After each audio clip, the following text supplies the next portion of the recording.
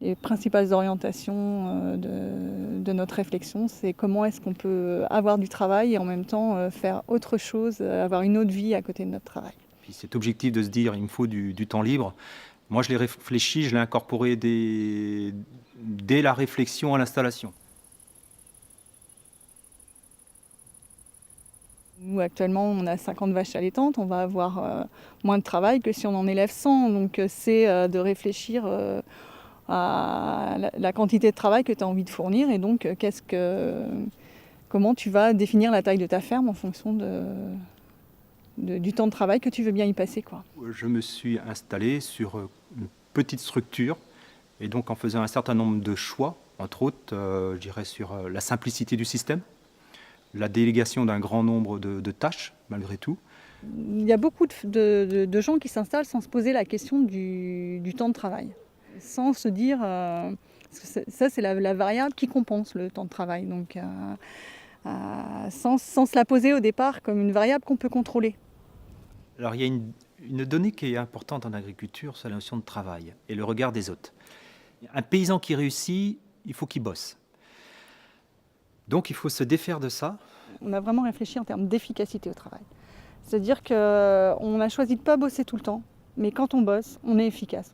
Le travail d'astreinte, on va tous les jours. Si vous voulez être efficace, il faut quand même avoir des installations efficaces pour passer le moins de temps possible. Et je savais que c'était la traite. Donc une 2x4 pour 22, 23 vaches, effectivement, c'est plutôt très efficace. On a bien réfléchi pour ne pas perdre de temps sur certaines tâches répétitives et tout ça. Donc vraiment d'optimiser notre temps de travail. On peut livrer du lait en lait conventionnel et vivre correctement. On n'est pas obligé de courir après des volumes obligatoirement pour vivre de son métier en agriculture conventionnelle. Sur l'année 2017, c'était un revenu à 25 000 euros. Donc je dirais, oui, les objectifs en termes de revenus et je dirais au regard du temps passé aussi, du temps de travail que je fournis, moi ça me satisfait, quoi. L'élevage de vaches allaitantes, c'est notre activité principale.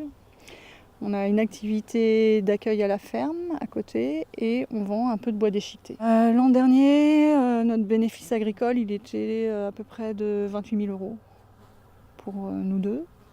Le projet d'agriculture paysanne, il est moderne. La modernité, pour moi, elle a trois piliers.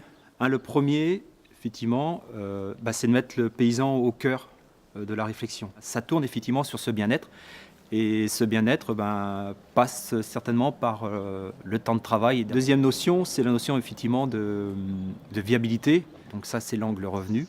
Et le troisième angle de la modernité, c'est de se dire on n'est pas paysan en ayant des œillères sur ce qui nous entoure, sur ce qu'on attend de nous, mais au contraire.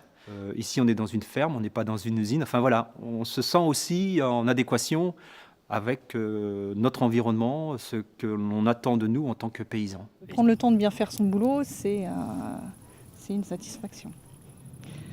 Après, de ne pas être toujours au boulot, c'est bien aussi. Quand on part, on peut réfléchir d'une autre manière complète à notre boulot et des fois, c'est vraiment pas mal.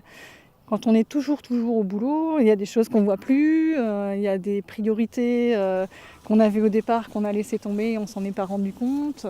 Donc de pouvoir de temps en temps prendre du recul par rapport à notre activité quotidienne, c'est bien.